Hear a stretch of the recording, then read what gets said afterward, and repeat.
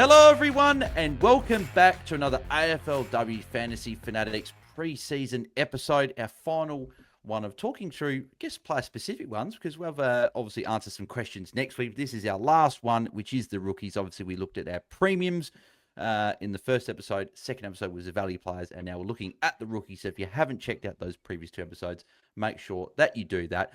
I'm your host, Bales, and you can find BAILSDT across the socials. And joining me is my co-host and fellow AFLW Fantasy Fanatic, is Tom, after a night off from the men's pods last night. He's enjoying himself after having the night off. Tom, mate, how are you keen to get stuck into these rookies for us, AFLW Fantasy for 2026? Yeah, Bales let me out. I got my go out and enjoy life pass for my Sunday night, so I used that to full extent. But now I'm very excited to talk about the rookies because it's nice to have, I think, more spots to be able to start some of these, but that could also lead into some increased difficulty in picking the right ones, because the ones who do is going to get a big leg up to start this year of the ones that pick the ones that don't score as well. So getting on an expert is where we've gone. Outsourcing.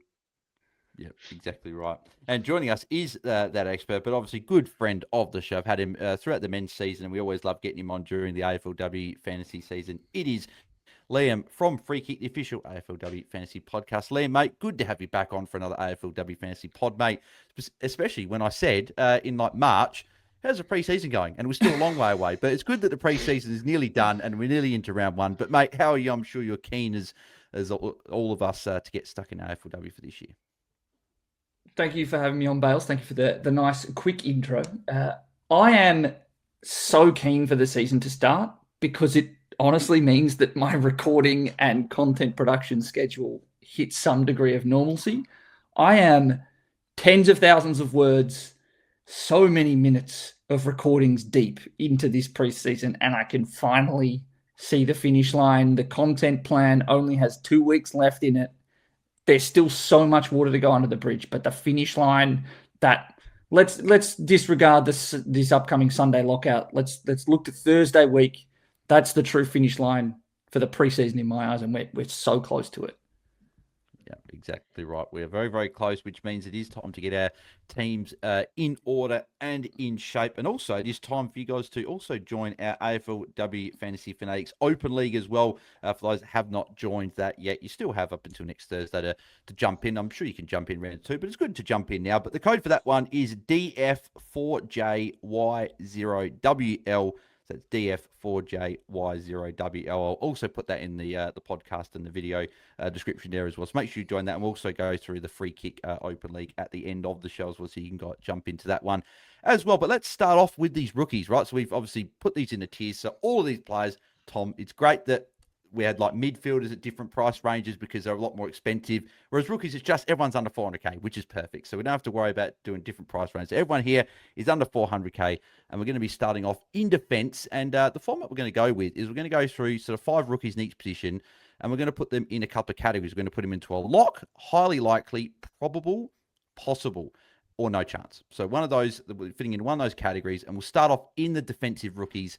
And we'll go from most expensive down to the cheapest one. So we'll start off in defense. And that player that we're going to be talking at is Molly O'Hare at 376K, Liam. She had a pretty decent pracky game from what we saw, taking a bit of that ball in defense. How do you see her season upcoming, and is she a viable pick?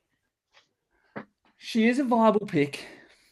I'm not the biggest fan, though. I know that Jono is a much bigger fan after what it was, his pièce de résistance was watching and then writing about that Port Adelaide Melbourne game. I have some concerns about Molly O'Hare that are, in 2 main areas.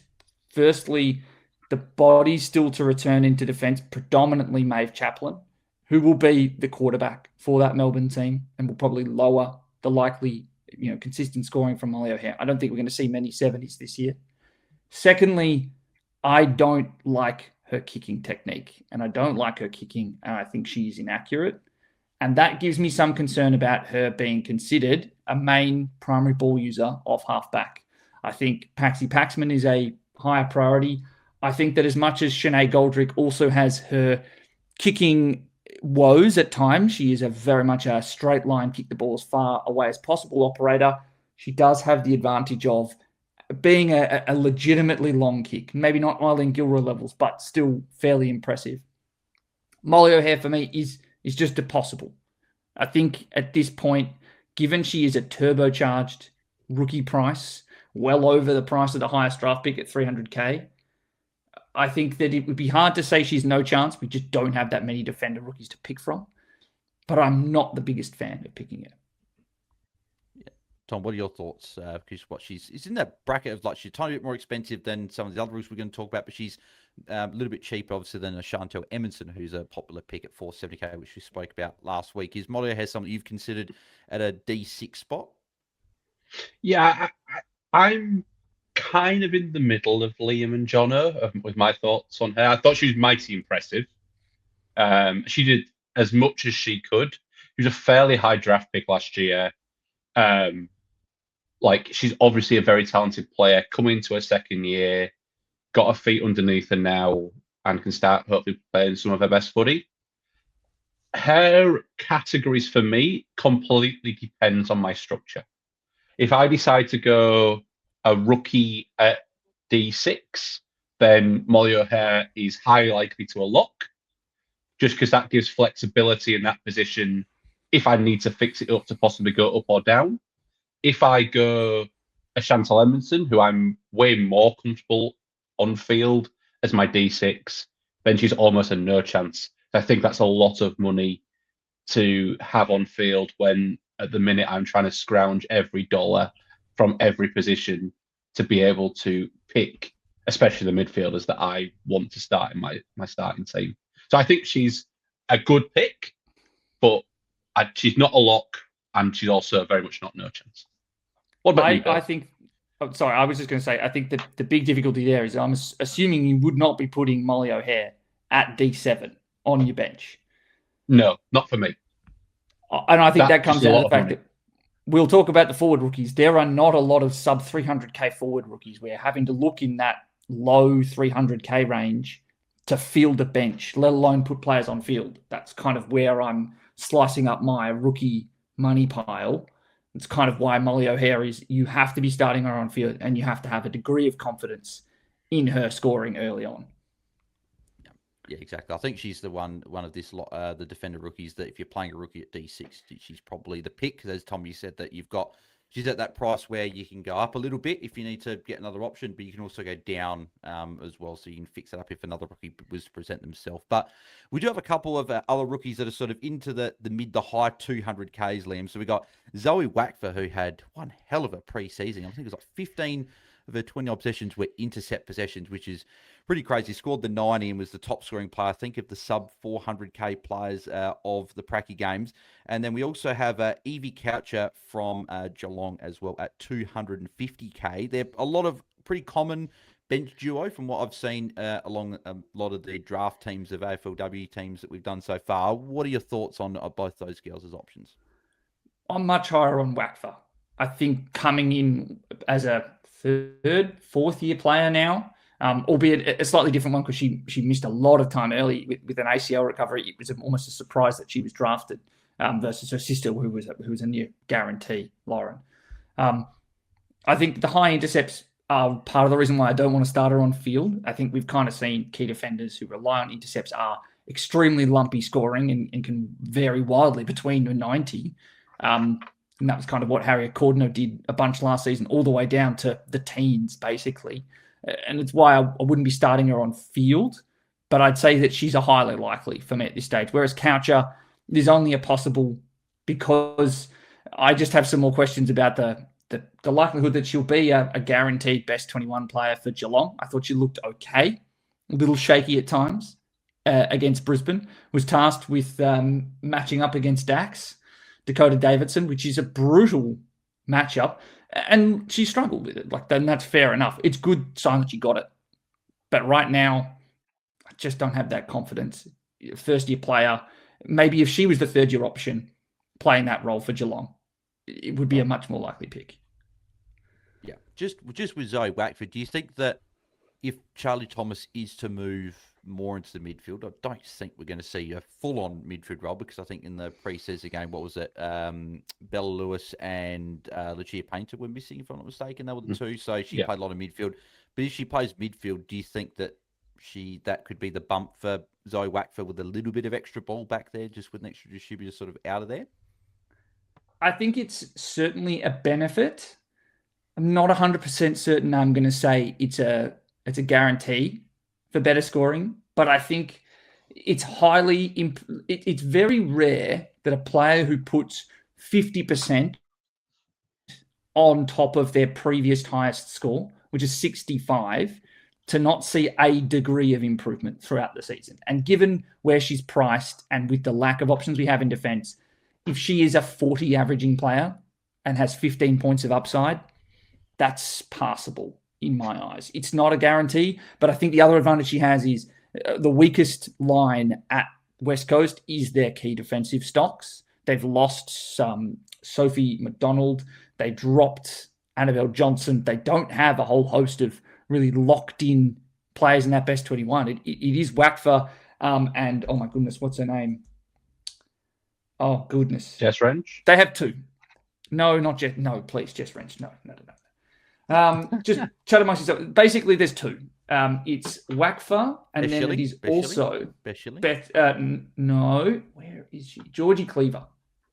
It's Oh, Wackfer and Cleaver yeah. that are the two. Yes, yeah, of course, yeah. And Georgie Cleaver is going to be the number one main lockdown option week to week. So it gives a little bit as well diminished responsibility to Wackfer. So that's why I prefer her. She's highly likely couches between possible and no chance. Yep, don't mind that one. Tom, your thoughts on, obviously, your own Zoe Wackfer and Evie Couch options? My one worry is Zoe played 12 games last year and averaged 26. Like, we are, and you could say there's a slight role change, especially if Charlie Thomas is out there.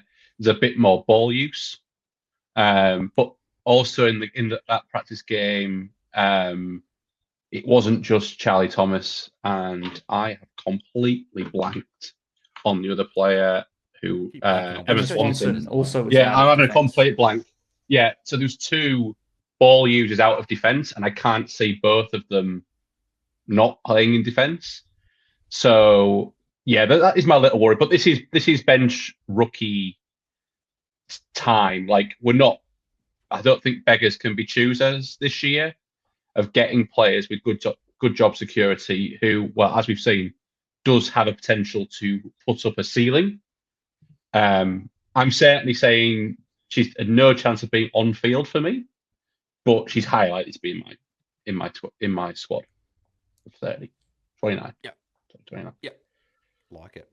And we've got two players to finish out the defender rookies that we're looking at. So a couple of 200k options there. So I think these are the five that we're considering. And I don't know if there's many outside the five, just showing the lack of depth with these defender rookies. So we've got Charlotte Brewer from Collingwood, who had a very good pracky game there. And we've also got Georgia Stubbs, obviously at Richmond, now moving over from North Melbourne. So, Liam, is one of these two highly likely to be your D8? Obviously, seeing you're not as keen on saying Evie character. If Wackford's your D7, is one of these two at D8? And who is it?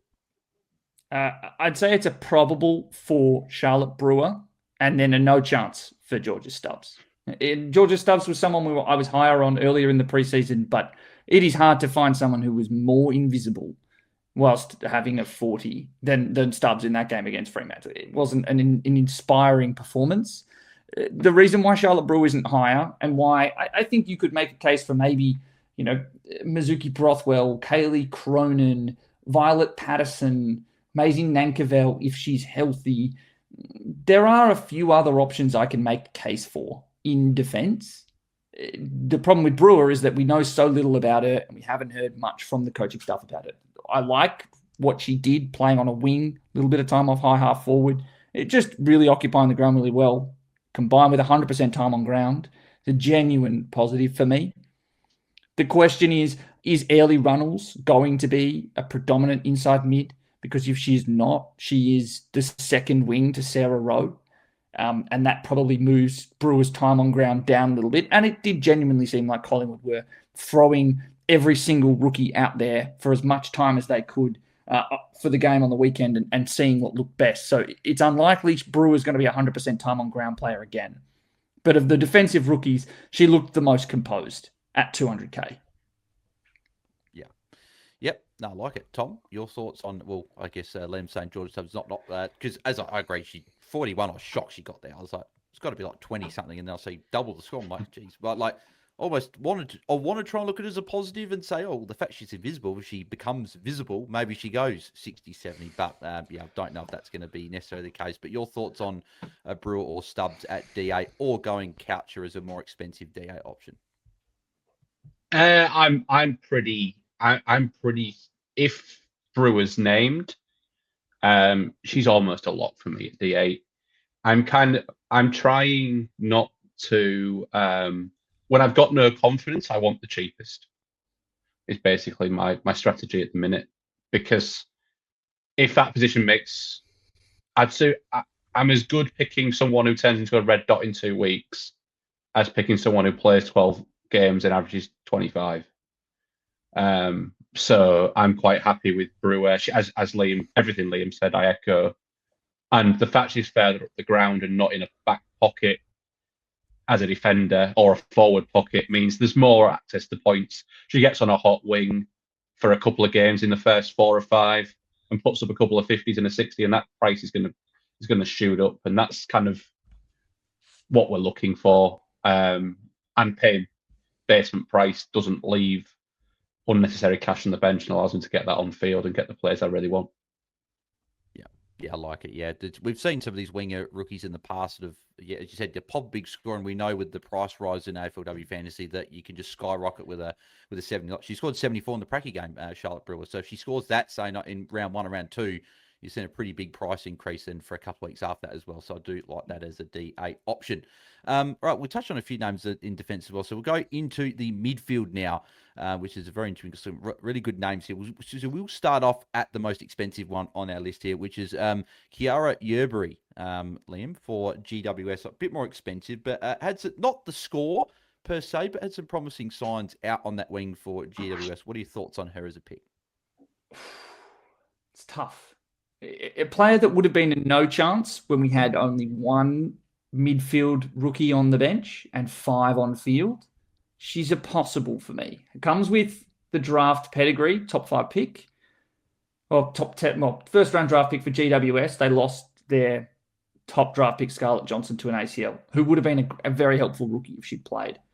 I think that Yerbury has the same concerns that we have about outside players for someone like Charlotte Brewer, because you know you can never talk about a hot wing or a cold wing, and she just plays at a team that's just worse at using the ball in space consistently to find scores.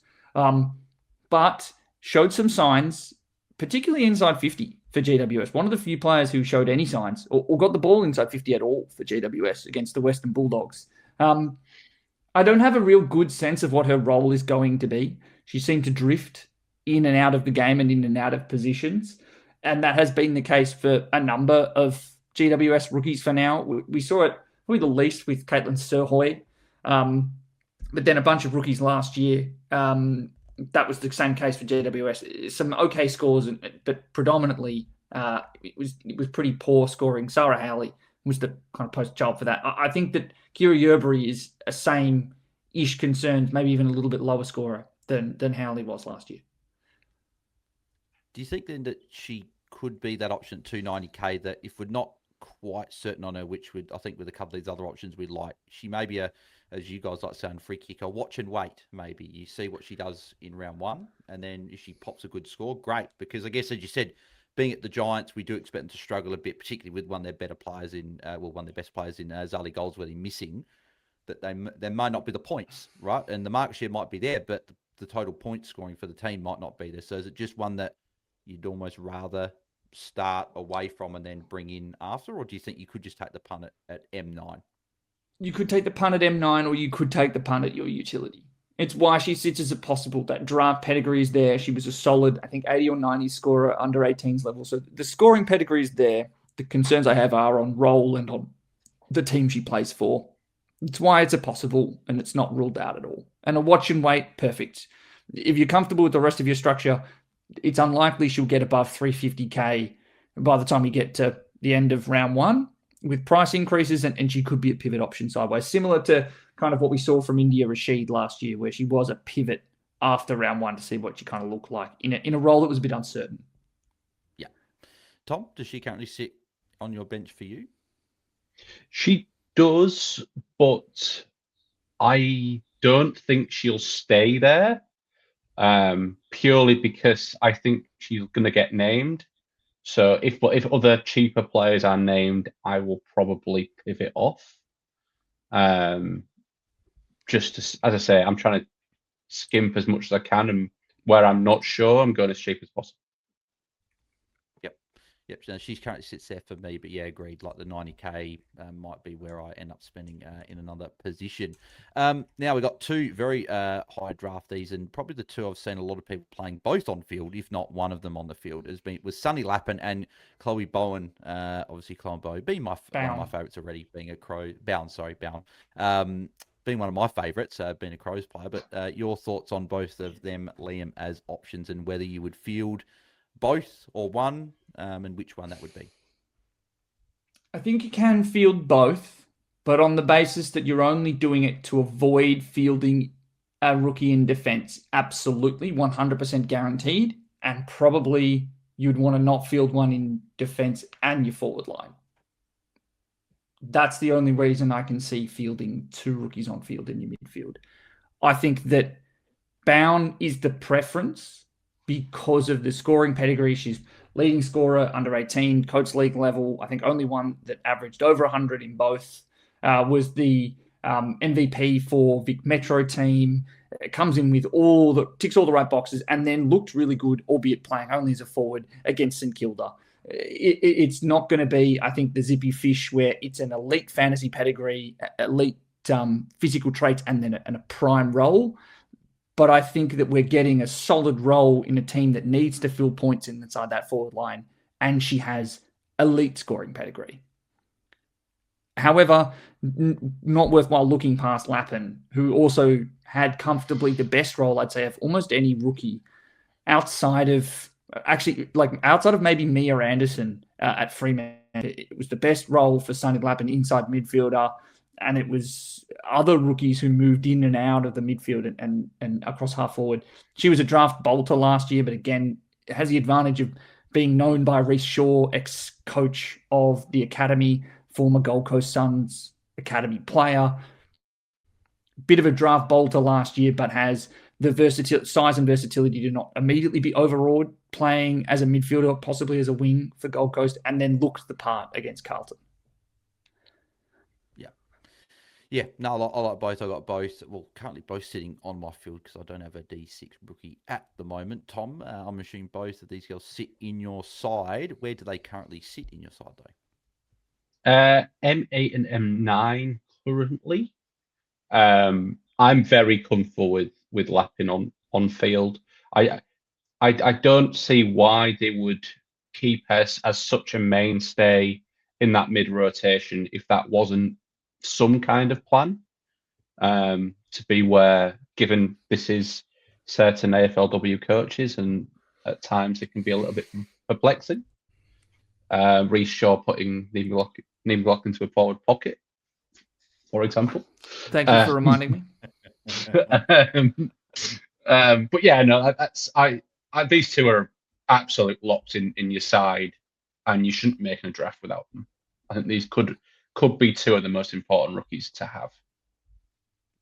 Yeah, I agree. And I think, but even based just purely on the round one matchup, if you've only got one on field, it is Lappin, who is up against the Dogs, whereas the Crows have got Sydney. So a bit of a trickier matchup there. We'll go to another couple of Gold Coast rookies there. Ava Usher being the one that I think was locked into all of our sides at the very start of pre-season, but did not have a particularly great bracket game there. And Lily Quigley, who's a bit of a bolter, who we didn't have anywhere near our sides, and now is all of a sudden probably a lot of people's M10 at 200k. So what are your thoughts on these two, Liam, as options? Because we've got a lot of Gold Coast players, and these are another two options for us. Yeah, I thought Usher looked a little bit overawed by the speed. She, had a couple of injuries in both of her under 18 years and didn't necessarily perform as had been hoped when she got into the game and didn't really score very well. Lily Quigley out of nowhere, to be perfectly honest with you. Hadn't heard much about her. Former Australian representative touch rugby player, and had also been at the Brisbane and GWS Academy, and then drafted by, and then ended up on the Gold Coast. Looked a leap in space, very, very quick. I won't be surprised if she has a few pop scores, but I think with the same concerns I had on someone like Kira Yerbury, I have that concern about, predominantly or only outside players in bad scoring football teams. I think the same applies to Quigley, but she showed a lot more in a very good role for the Suns than Yerbury did for GWS. So I'd say highly likely for Yerbury, and then Usher is a possible, bordering on no chance. She looked like she needed a few weeks more training in the midfield to really get up to speed.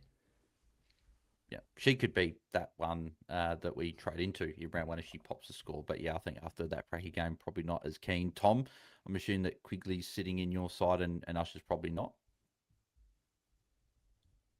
Oh, Tom. Usher's, yeah, no. Back to back. No, but you put yourself on me. You could have just let me do it because we're not live. I realised I didn't. Oh no! People are in the comment section on YouTube. They can see us. They know that you were talking. Oh, moving. They couldn't hear any words.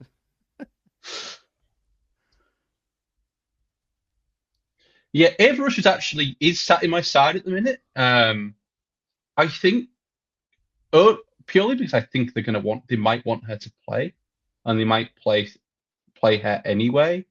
But that is very much subject to change.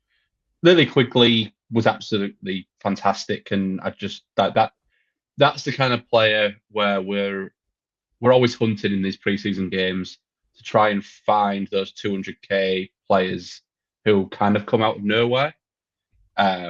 So Lily Quigley is an absolute lock for me. If named, Ava Usher is a possible to a probable. Just depends how many midfield rookies I go with. Yeah, it's probably possible for me, Ava Usher, but yeah, I think Quigley is probably a lock in my side at that M10 slot. And you did mention her already, Liam, but our final midfield rookie before we move on to the rucks is Mia Anderson at Freo. Looked really good in that game against Richmond. Obviously, a couple of those midfielders out, but how do you see her role with Kiara Bowers and Ashley McCarthy back in to that side? I think she was someone who really appeared out of nowhere for me. I was not expecting that, and will be a real watch on whether she gets picked to start round one. If she gets picked to start round one with Bowers back, with Smash Mac back, I think she could be a possible. Right now, she sits as a no chance because I just don't know enough about the likelihood she's a guarantee to play. I almost hope she doesn't get picked to start off with and becomes a downgrade option later on. But I thought she looked really, really good. A tidy ball user, didn't look overawed by the inside midfield time. So, possible to no chance, but I am intrigued. Yeah, I like it. Tom, is Mia Anderson at the probably? I don't know if she's sitting in your side at the moment, but is she someone that could squeeze her way in? Possibly, but I'm kind of seeing this as a watch and wait. Look at round one,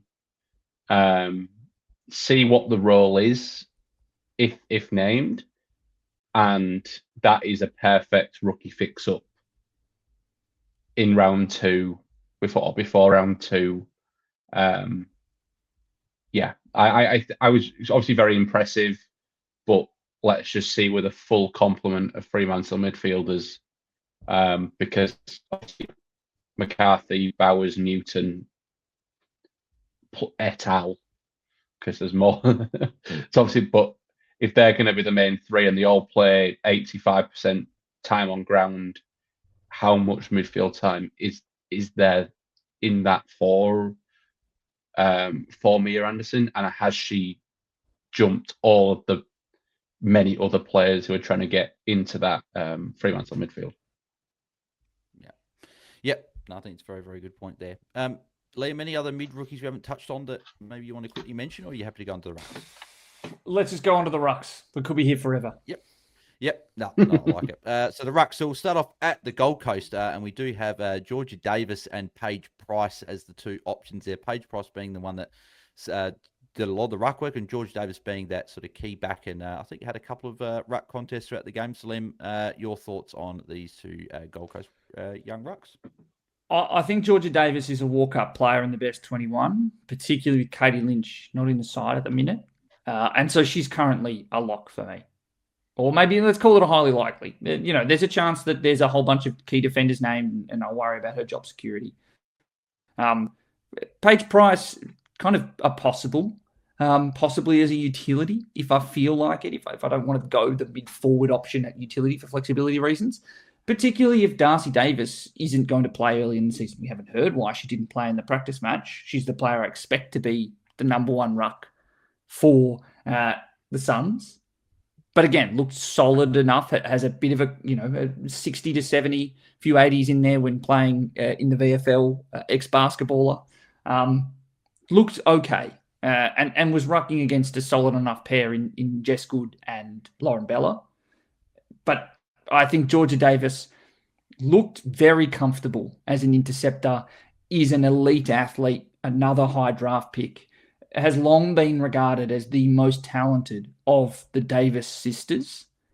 And I think that she is named as a ruck in the game because that's her predominant position at under 18 level. But she is very clearly already comfortable as an intercepting defender. She has had a little bit of the Havana Harris midfield forward role in the past too.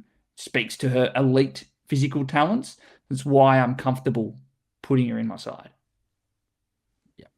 I would agree. And also with Darcy Davis, I'm shocked that the AFLW haven't got great injury reporting, which is something we've been asking for quite a while. So, hopefully we get some word about that before round one, if anything's going on there. Tom, George Davis and Paige Price, have you got either of them, both of them in your side? I've currently got neither. That's purely because I have a 200k ruck. Who we'll talk about in a second. But Georgia, if I have the cash to get Georgia Davis over said 200k ruck, then I'll do it. Just because I think they'll score. I think Georgia will probably score a little bit better. Definitely has a better job security. But it's just we only have the powers that be at AFL Towers. So Liam only gives a certain amount of cash. So. You wildly overstate my ability to impact any of these major decisions. I'll try my hardest next time to, yell my 0.01% impact into the void. Yeah. No, Tom, don't put a target on Liam's back. We don't want that happening. But no, the ruck that you were referring to though at Melbourne, Jacinta Hose, 200k. We've obviously had her as a red dot previously in She's unfortunately because she's had back-to-back ACL injuries. But good thing is she's played practice games and on track, hopefully to play because Lauren Pearce is out for a little bit. Liam, so do you think Jacinta Hose is going to be that starting ruck, and how do you see her prospects to start the season as a 200k R2? Yeah, she's a possible, but possible bordering on no chance because I think that it's not just Lauren Pearce injury. It's the fact that I think that Georgia Campbell is a far better ruck than Jacinta Hose. She's also coming off some off-season surgery, so there's a bit of uncertainty about whether or not she's going to be there straight away. But I'm certainly of the mind that Hose showed a little bit, albeit she had almost the entirety of the ruck minutes, particularly in the first half, and was tailed up by Matilda Schultz. Most rucks will. But I think that she will be, given a slow progression into the Melbourne list because she hadn't played for 3 years when she finally played in that practice match. She's coming off back-to-back ACLs. It was a relatively, highly regarded prospect when she did. But I have a hard time picking someone coming off that many injuries when I think that fully fit, she would be their third ruck at Melbourne. Yeah.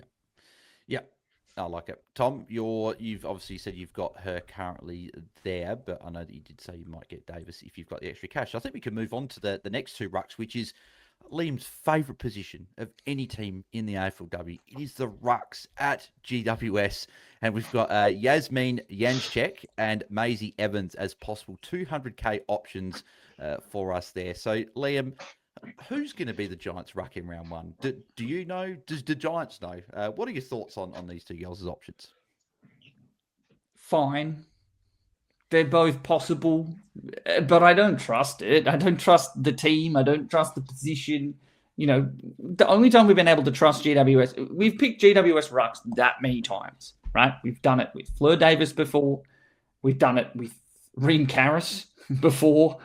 We've done it with Ailish O'Dowd before. And we've done it with Grace Koch before. It has paid off once when we picked Ailish O'Dowd. And that was the most speculative one, right?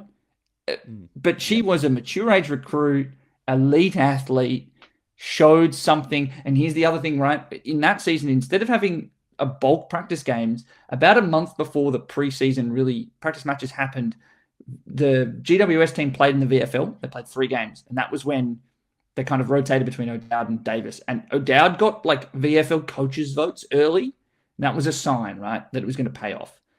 Janschek and Evans, 50% chopping and changing in the ruck. One was taken in the picks in the 50s. Another person, Evans, was taken in the preseason draft at pick 2. I don't trust the coach. I don't trust the scoring. I think that the fact that they've still got Fleur Davis on the list means that they're very likely to just throw her in there and drop whomever you might have selected. It's not a well I need to go back to. I think there's a better case to pick Hose based on the unknown of injuries right now. But let's say the injuries are 3 weeks for Pearce and Georgia Campbell. You pick Hose knowing that she's one of the few healthy people that can even play in the ruck for Melbourne. And you trust a mature coaching staff to make consistent and predictable choices versus GWS, where I think we can see that that's just not been the case. Yeah, no, it's a little bit hard to trust, Tom. So you're probably got them as well behind, obviously, Hose as options, and then even Davis and Price.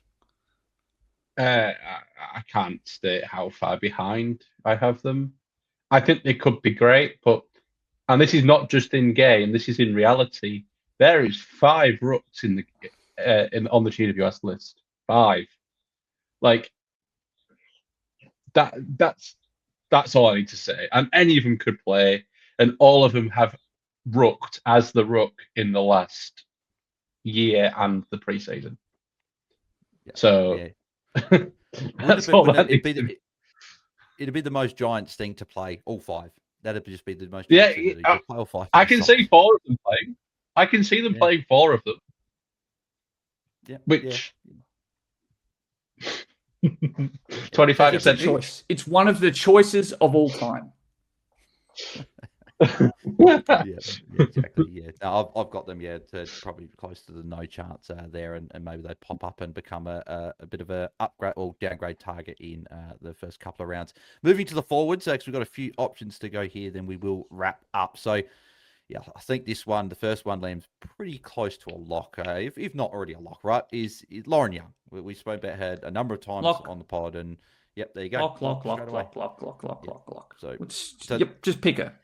Yep. So F6, is that currently where she sits in your side? I know I've seen structures where she is F5 for some, maybe with another one of these options there. Currently F5 for me. Currently F5. Yep. Same. Yeah. Yeah, she's currently by F6 for me, but yes, no, I have looked at structures where she is F5, sorry, yep, and then fitting one of these other players in at F6. So there you go, Lauren Young, Port rookie, 389k, lock her in. She's obviously very high recruit and very, very good scoring pedigree, so like her very much as an option. So we'll move over to Mia Austin. Who looked pretty good for Melbourne in their pracky game, Liam, obviously moving over from Carlton. How do you see her role? Obviously, Zanker's left that void at Melbourne there, and Taylor Harris has had a calf injury, as you guys spoke about on your pod. What are your thoughts on Mia Austin as a pick? She's possible, tending probable.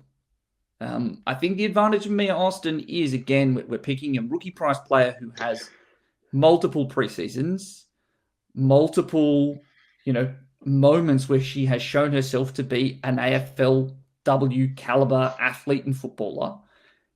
And she has shown herself to have a great role in a practice match, albeit in not comfortably the highest scoring game of the preseason. The backup ruck minutes is a genuine positive. Potential Taylor Harris injury, also good. The reason why she's not higher is it's a key forward. It's not a role we would typically be tending to pick. And additionally, that was a game without Riley Wotherspoon, who I think is a similar size and shape. Not necessarily the same player, but may end up in similar areas as Mia Austin. She didn't play the pracky.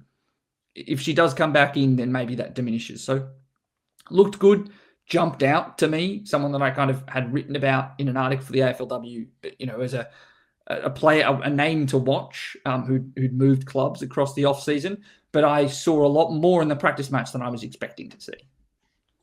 Yeah, scoring 94 certainly going to catch the eye. Tom, is she someone that caught your eye in that game and someone's been in the mix for you?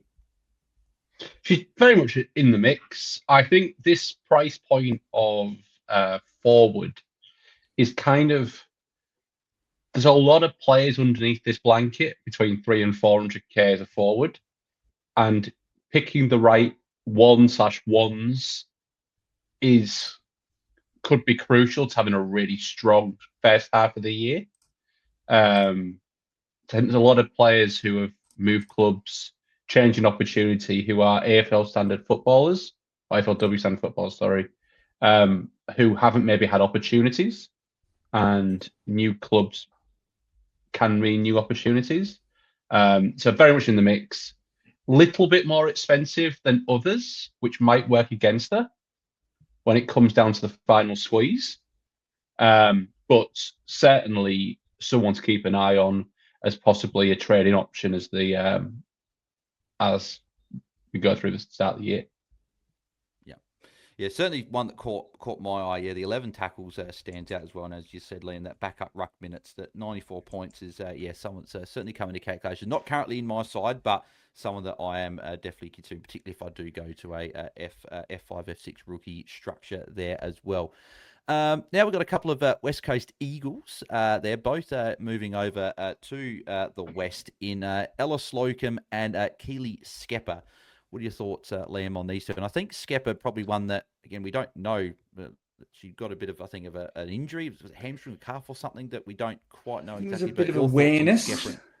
Yeah, awareness. So your thoughts on both of these as options? Both are in the possible camp for me. Particularly, and I think I saw some photos moving around of Skepper having played in the match simulation that occurred just this past weekend. So that's a positive sign for her health. I think that the Slocum role that I saw in the practice match was better. She was just playing as a wing, albeit I think there'll be a bit of shuffling because West Coast were missing a number of their better inside mids. I think that moves some of the second, third layer midfielders around, and has a decent enough scoring in times that we have seen her and as a junior, but hasn't really played that much AFLW football. Keely Skepper had the worst role, the injury concern, but she's nearly averaged 70 before. But she is lower down in the pecking order now than she was in that Carlton side where she was the number one wing half forward player, a consistent ball user. That's not going to be the same at West Coast, at least not early, I suspect. There are a lot of players in her mold in that West Coast team, but she has the pedigree, again, multiple preseasons, pedigree of scoring. It was really, she was hard in the doghouse, lost her role completely to a Ron Fitzpatrick and then Sophie McKay. Those were both reasons why she well down on past scoring averages. But I think both are possible, tending probable. Yep. Tom, as the Eagles man, have you got either of Skepper or Slocum in your current side? Currently got both.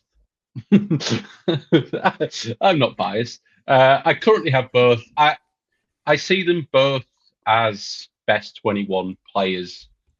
I think small forward is a position where we have severely lacked in recent years. I think Skepper is going to bring that and almost be the premier small forward off our talls, which I think there could be a decent goal scoring return for Keely Skepper this year.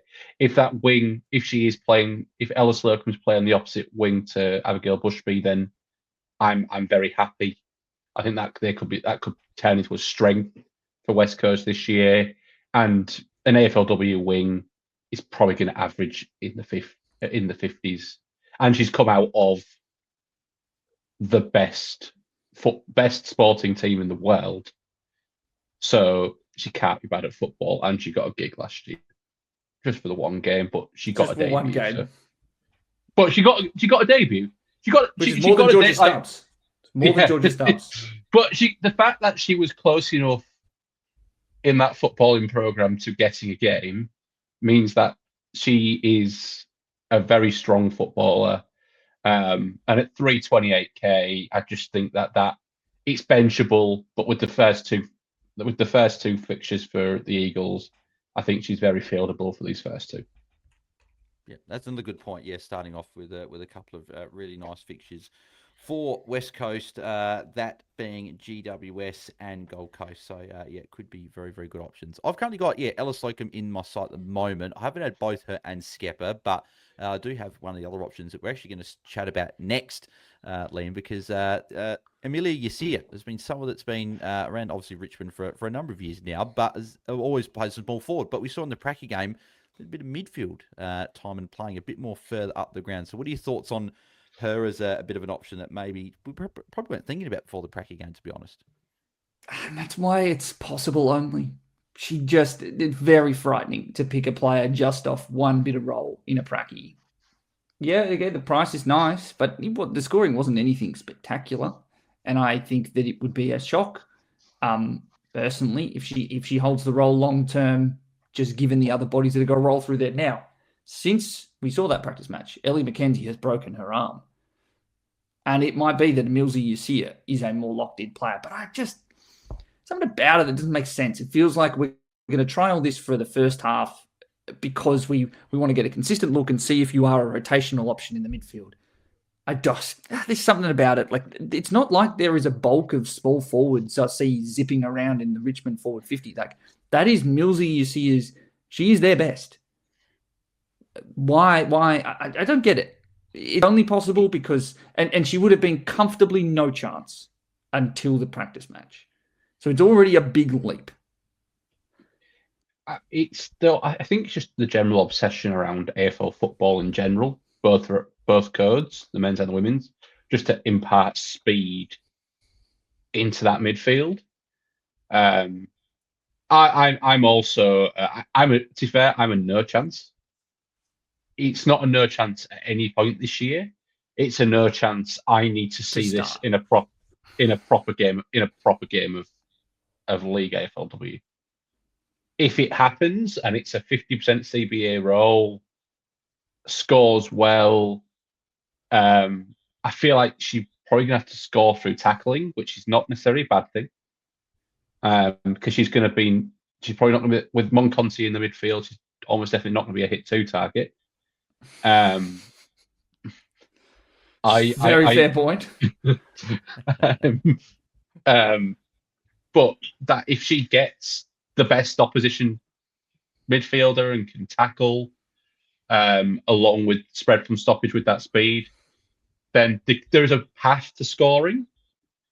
But I need to see it before I launch there. And as that slight bit cheaper than some of the others we've already spoken about, that is a possible, like, one does well, one does averagely sideways trade, which could be quite nice as like a third trade in that week. So it's a no chance to start, but not a no chance for the year. Want to have a look. Yeah, she's possible for me. She currently sits in my side at F8, but that's more because I needed the 30k saving from, say, a Skepper to get the team I wanted, which is just the pre-season shenanigans we do to try and fit the team in. But yeah, with Mackenzie out, that's certainly a positive. But I do think that someone like a Sierra Greaves, who we spoke about briefly on the Valley episode, is probably someone I think gets that bump as well, with Mackenzie being out. And final two rules we'll chat about here. Another couple of Collingwood draftees being Misha Bowen and Imogen Trengove, which Liam, obviously with Misha Bowen and Imogen Trengove having that mid-forward status, could be someone that you sneak into a utility spot, with Bowen being 200k compared to Imogen Trengove, I think, is, if I'm not mistaken, about 250k or somewhere Yep, around I think there. it is. I think it might even be 250. 265. So, there. So, what are your thoughts on the Collingwood duo? I think Misha Bowen has much higher rating at this stage, given she had the better time on ground and still looked capable playing as a forward. Let's call it probable, but still could be in the possible bucket. I think I've rolled a lot of players through my utility spot, which I think if she's going to end up in my side, that's where it'll be. Trengove was my preferred option. She has the better scoring pedigree, drafted higher. It was a bad game for her in the pracky. Forward disposals, all of them handballs, only 30% time on ground. That's a bad sign early on. Enough for me to say that she's no chance. I think she's no chance. I'd need to see 2 weeks of it, or a pretty stellar week 1, round 1 performance for me to bring Trengove in. Yeah, it did surprise me that she had such low TOG, and it's not probably, as you said, not a good sign that she's having that in a pracky game. Tom, and particularly when they had a lot of players like Bree Davey and Ash Centra playing low TOG, and she still didn't get that bump. That's a bit of a flag there. But Tom, Misha Bowen is someone is she floated in your side at F8 or even a utility spot? She's an absolute lock if named. Just having that 200k mid forward flexibility, either at F8 or more likely as in utility, I think is going to be really critical for me this year. It just reduces trades needed if a bit of a restructure needs after round 1.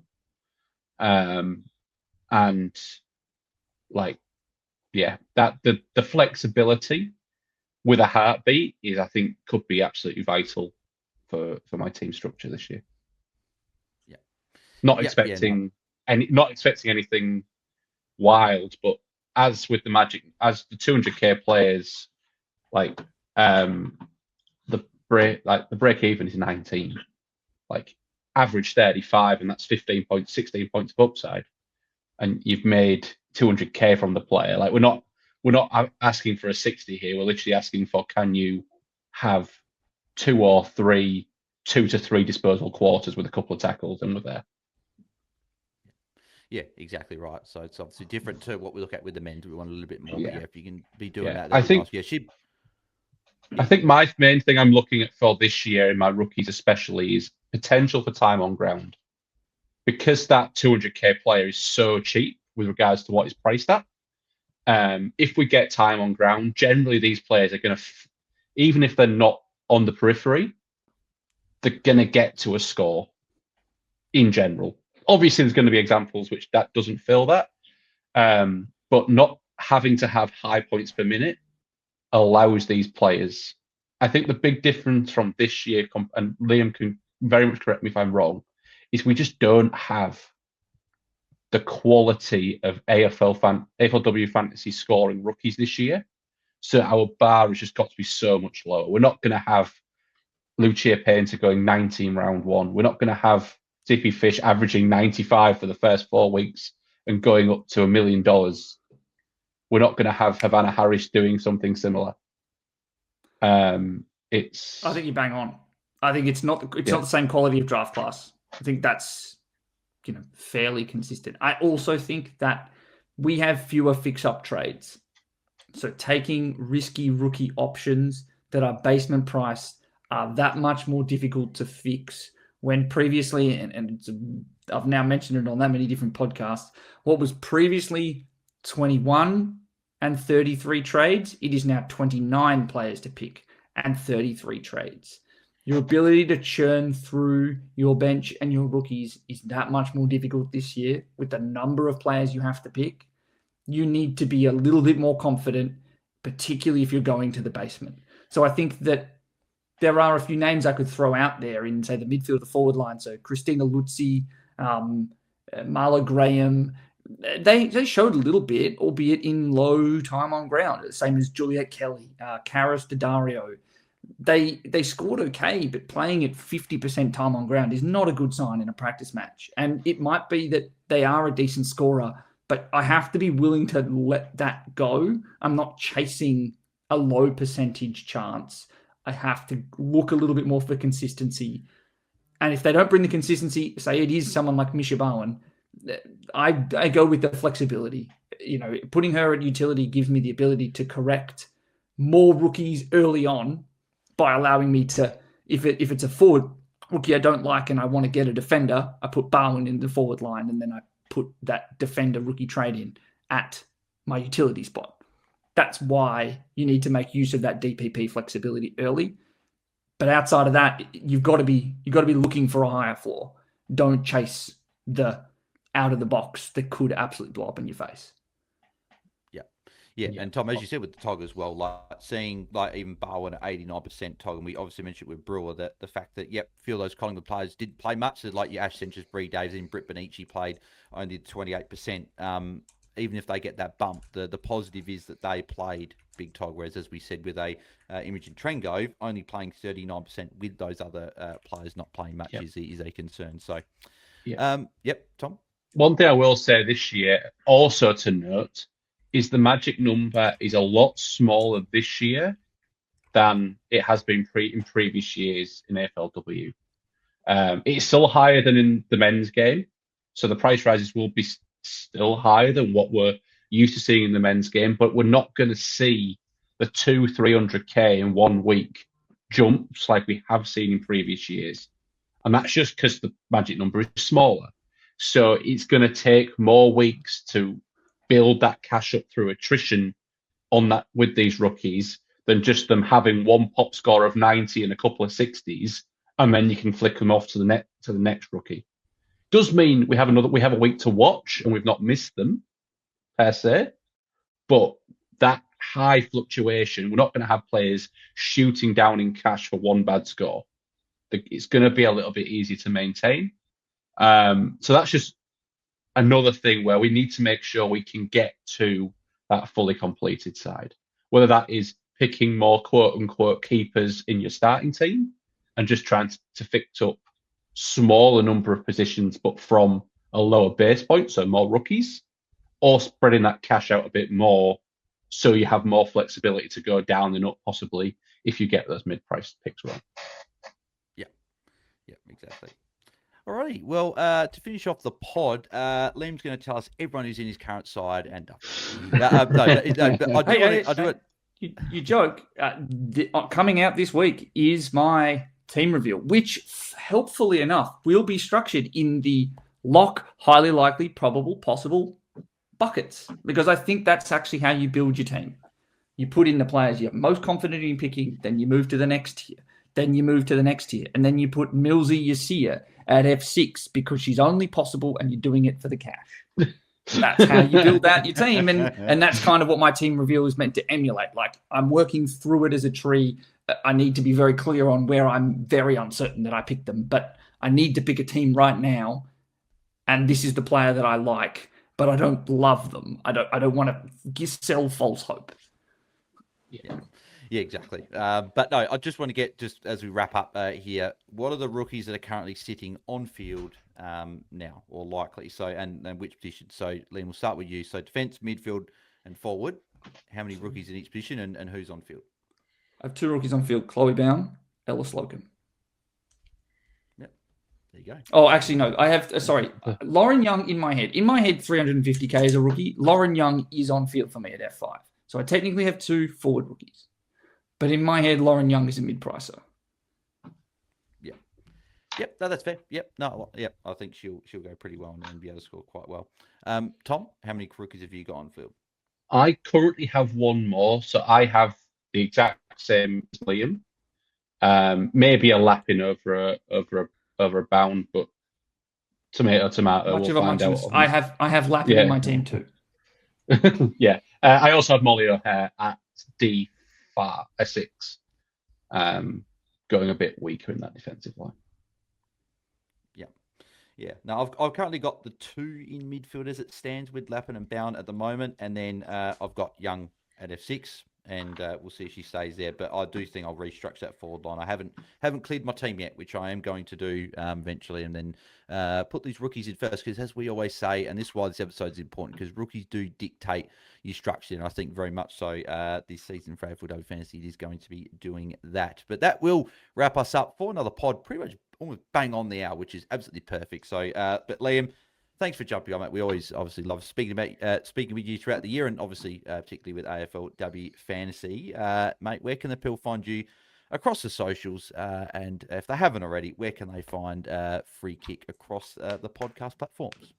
All right, let's see how quickly I can run through this. So it's Free Kick W Pod across Twitter and Instagram. You can also find our Substack if you look up Free Kick AFLW, where we have summaries for all 18 clubs. We'll also have a few articles about the practice matches, and then also a bit of our injury report whip around coming out next week, alongside some intermittent articles analysing the game throughout the season. Well worth giving it a read and a subscribe. All the articles are completely free, but it's a passion project for us, and it gets us to talk about not just fantasy, but also AFLW. You can find Free Kick wherever you get your podcasts. We have the Free Kick stream, which includes all the team previews, and then the line-by-line article, the line-by-line podcast, the practice match reviews, the Q&As, everything leading up to the season. You will also get everything bar those team reviews on the official AFLW Fantasy podcast stream, and you can find me on Twitter at Liam AFLW Fantasy. And pause. Beautifully done, mate. Love your work. Also, do you have the code for the? Oh yes. Well, chat amongst yourselves for a second, and I'll pull it up. I'll throw you back in a second. I'll go to Tom. So Tom, thanks for jumping on as always, mate. Where can the people find you across the socials? You can find me rewatching 9 AFLW practice games and on X at Tom_Hales_. We are so close to the start of the year. And I'm very, very excited. And I'm very excited for a slightly new structure. So what's worked in the past can be ripped up, and none of us know what the right strategy is to start with. And that is very, very exciting. And it is probably the easiest way in the world to win a brand new car. So get keen. Yeah, exactly. And you can find me at BAILSDT across the socials, doing exactly as what Tom said, rewatching pracky games and stressing over 50-50 calls, as I always do with my fantasy sides. And you can find us at AFL Fantasy Fans on X. And Liam has put the code in there as well. So Liam, would you like me to read that, or would you like to do the honours? I can do it. It's RSG4QUJL is the Free Kick Podcast official listener league. And it's also worthwhile noting that it's something we've talked about a couple of times now on the podcasts and on Twitter. Can now add any of the podcast members to your leagues as a celebrity if you are looking to make up the numbers. And that is also a very helpful way to get our team names, because much like with the men's, there is the foes functionality. Type in a team name, team that you want to follow. Could be yours, or could be mine, could be Bales, could be Tom. You throw them in there, and it allows you to track how they're doing week to week and live during the weekend. So a lot of stuff new this year with it moving across to the same platform as the men's. Yeah, exactly. Now, looking very much forward to this upcoming season. And if you did enjoy this pod, as always, if you can leave us a like on YouTube and also subscribe. We are very close to 4,900 subscribers, and 5K is the goal before the end of this AFLW fantasy season. So if you are new around here and haven't subscribed, make sure that you do that. And if you're listening on the podcast stream, whether it's Spotify, Apple, or wherever you get your podcast, a 5-star rating and review would also be very much appreciated. I'm sure we'll chat to you guys very soon, because me and Tom will be doing a couple of team reveals, which is going to be exciting. So stay tuned for those over the next week and a bit before we get into those games next Thursday night. But until the next AFLW pod, we'll have obviously plenty of men's content coming through. But until the next AFLW pod, have a good one, and we'll catch you guys then. Thanks, everyone. See ya. Bye-bye. See ya.